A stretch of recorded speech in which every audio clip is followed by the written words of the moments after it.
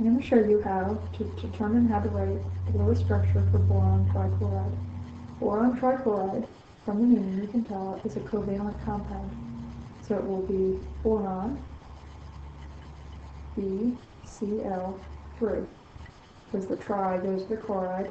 When there's one atom in the beginning, we drop the mono.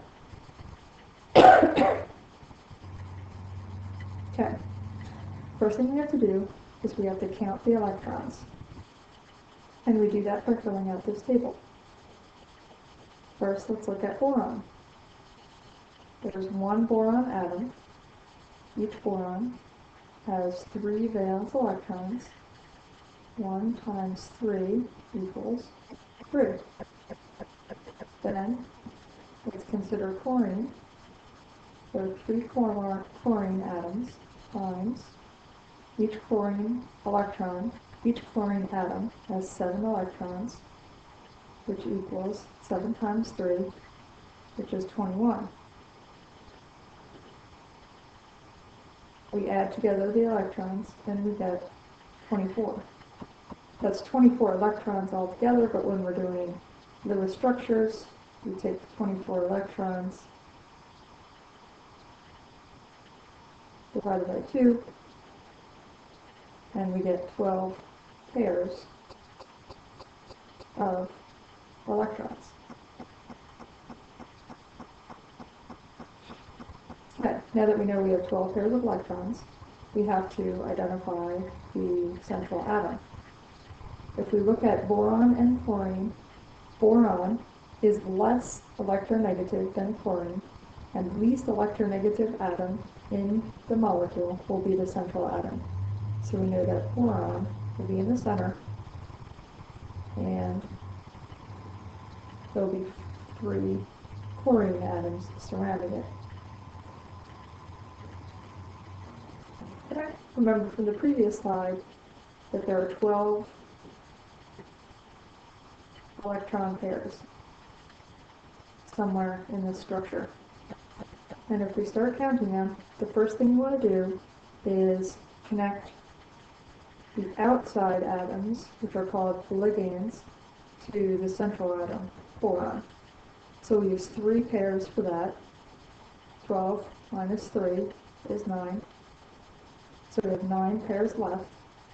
Now we're going to place electrons around each of the ligands so that it has a full octet, unless this was a hydrogen, in which case it only has the electrons in the atom binding it to the central atom.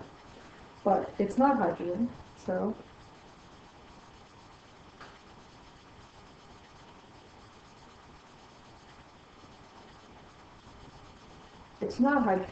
let's place our dots.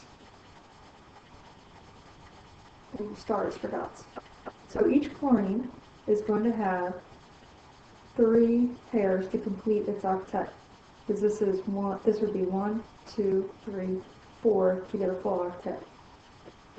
So 1 pair, 2 pairs, 3 pairs. Same thing for these atoms here.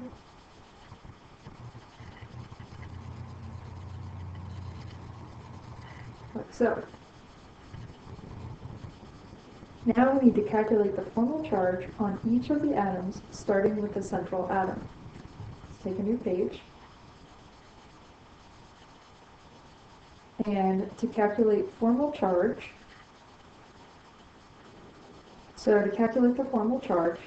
we take the number of valence electrons that we find from the periodic table minus the addition of the number of lone pair electrons, that means unbonded, unshared pairs, plus 1/2 the number of bonding pair electrons.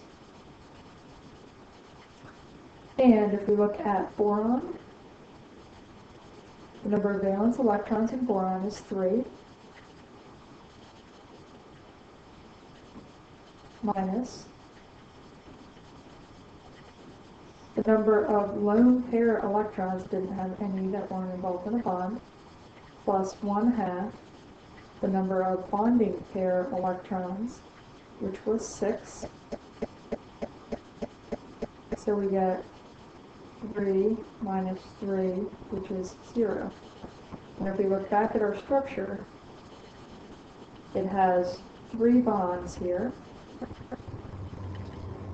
So there are 6 electrons involved in the bonds directly connected to boron. That's where the 6 comes from. Now, if we look at chlorine, the other atom, all 3 of them are the same. All 3 chlorine atoms are the same.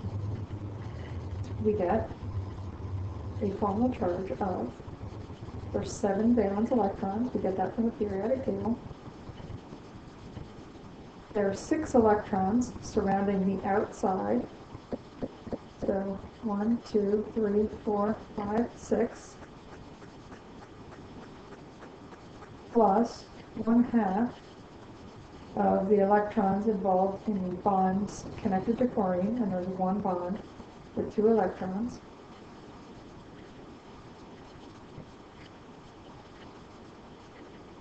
And we get 7 minus 6 plus 1, which is 7. So 7 minus 7 is 0. And we get a formal charge of 0. And that is how we check our electron structure to make sure that the formal charge on the whole structure is equal to 0, unless we're doing something like a polyatomic ion, like sulfate, SO4 2-, where we would expect the total formal charge to end up being -2.